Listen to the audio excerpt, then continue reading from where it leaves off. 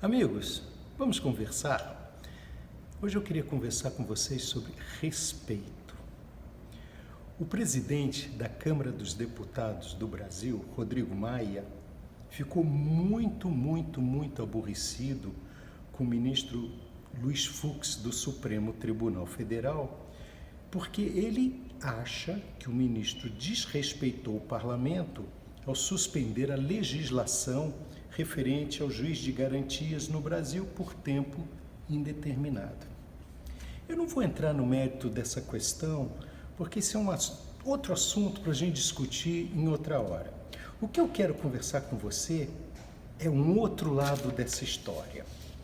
Aqui eu faço uma pergunta, na verdade, para o presidente da Câmara. Eu faço a seguinte pergunta: há quantas décadas, e neste ano ficou muito claro, nesse ano de 2019 que terminou, ficou muito claro, há quantas décadas o parlamento brasileiro vem persistindo em desrespeitar o cidadão brasileiro? Vamos lá clarear um pouquinho a memória de Sua Excelência, o presidente da Câmara Federal? Pequeno resumo, vamos lá, me acompanha. Vamos começar pela total desidratação da reforma previdenciária e do projeto anticrime encaminhado pelo ministro Moro. Foi totalmente secado. Do que era o início, quando você fala em vamos fazer ajustes, é uma coisa, secar, tirar e sobrar muito pouco do que era inicialmente, claro, isso já é um avanço, mas o fato é que secaram pesadamente essas reformas. Que é outra. Não bastasse o desrespeito ao cidadão que está atolado em pagamentos de impostos, lembrando que este é obrigado, vou lembrar, hein? Eu, você, o Brasil inteiro, nós somos obrigados a labutar pesadamente e entregar mais de 5 salários e meio do nosso trabalho, ou seja, praticamente metade do ano que nós trabalhamos para quitar os tributos infindáveis em cascata. O Congresso Nacional, novamente, respeitando ou desrespeitando o povo brasileiro de forma assintosa, não abriu mão em nenhum momento do fundo partidário, aquele tal fundo especial de assistência financeira aos partidos políticos. Em nenhum momento, não estão nem aí. E também não abriu mão do fundo eleitoral, que é o orçamento público dedicado ao financiamento das campanhas eleitorais de candidatos a cargos do Executivo. Dinheiro, gente, tirado do nosso suor. Ora, por que o candidato não retira esses recursos do próprio bolso ou os busque, vai buscar esse dinheiro com os apoiadores privados? E não tirar o dinheiro do povo para fazer isso. Claro que tem que lembrar, quando for buscar o dinheiro dos apoiadores privados, tem que ser dentro da lei, não pode ser caixa 2, porque senão enrosca tudo outra vez.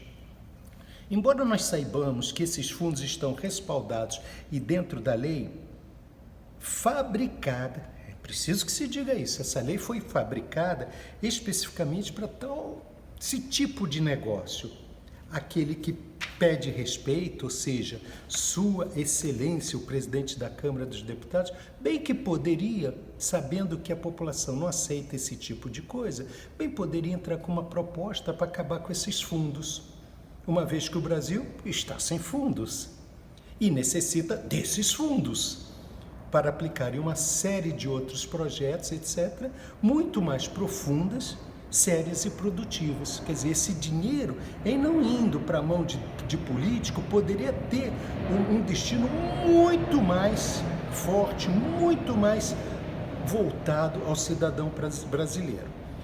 É preciso que se diga os números, que são astronômicos. Somente o fundo eleitoral para o ano de 2020, que já foi aprovado, vai no valor de 2 bilhões de reais. Mas aí tem uma maracutaiazinha que você precisa saber. Na verdade, a Câmara ia pedir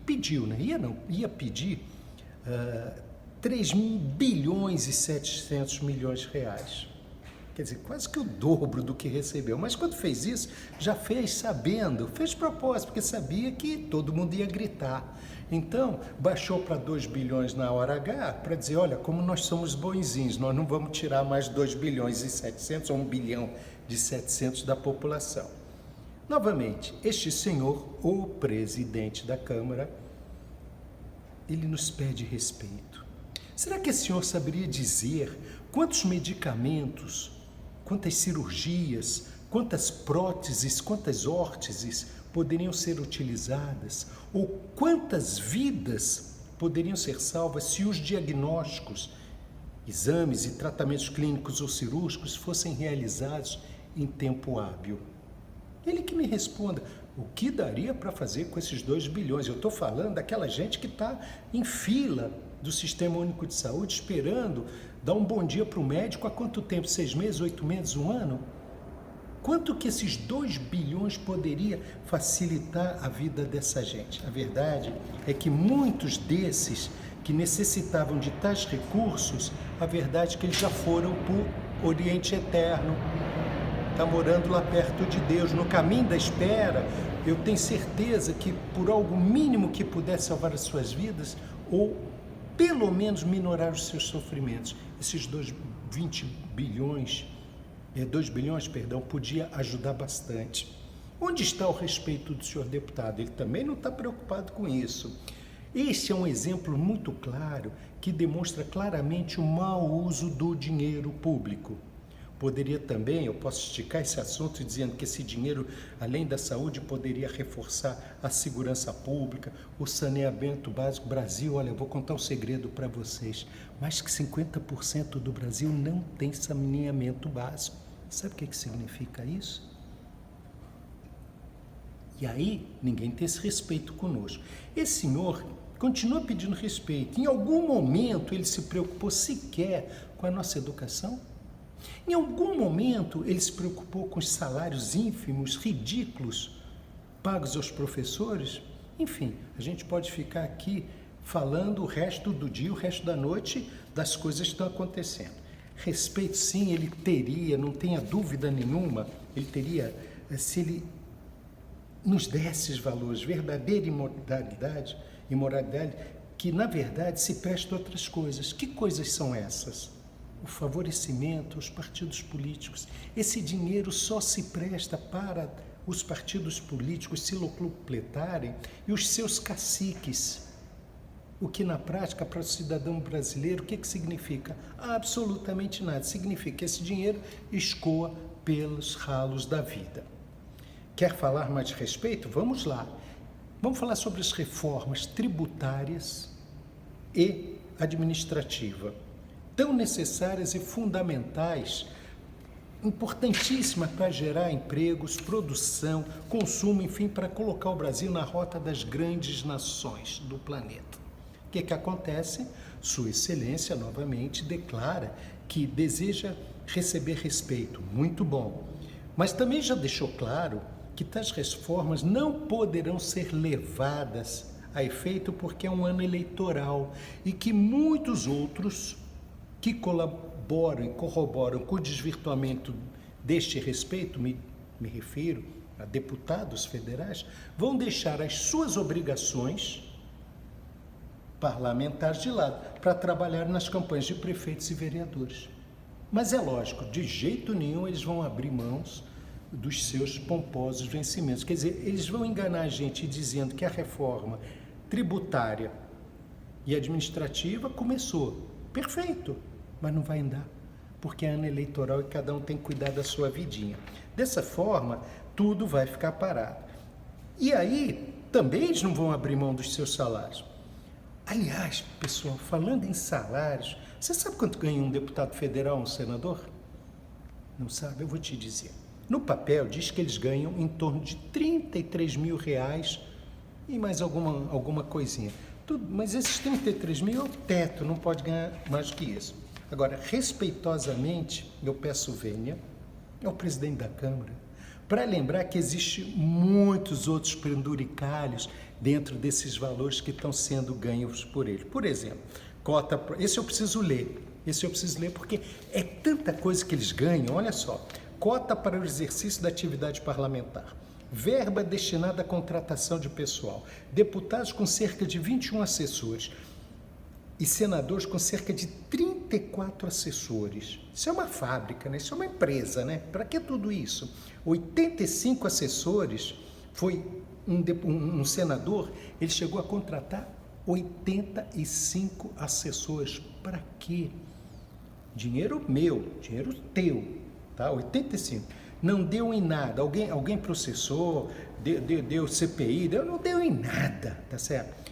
Mas, continuando, auxílio moradia, despesas com saúde e passagens aéreas, cota gráfica, ajuda de custo, aposentadoria e assim vai. Despesa com saúde, lembra de um deputado aí recente que gastou R$150 mil para fazer os implantes dentários dele? E a Câmara pagou tudo. Meu dinheiro, teu dinheiro, você que não tem o dinheiro muitas vezes para ir num dentista, para fazer uma obturação, acertar direitinho seu. 150 mil o sujeito cobrou e ficou por isso mesmo.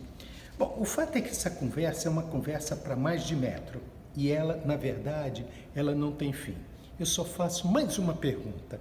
Será que o presidente Rodrigo Maia, presidente da Câmara dos Deputados em Brasília, tem respostas para nos dar o porquê que ele quer ser respeitado e o porquê que nós, os humildes brasileiros, não somos respeitados por ele e pela Câmara como um todo, com raríssimas exceções, felizmente. Afinal de contas, quem é que paga todas essas orgias? Quem é que paga todos esses salários? Não somos nós?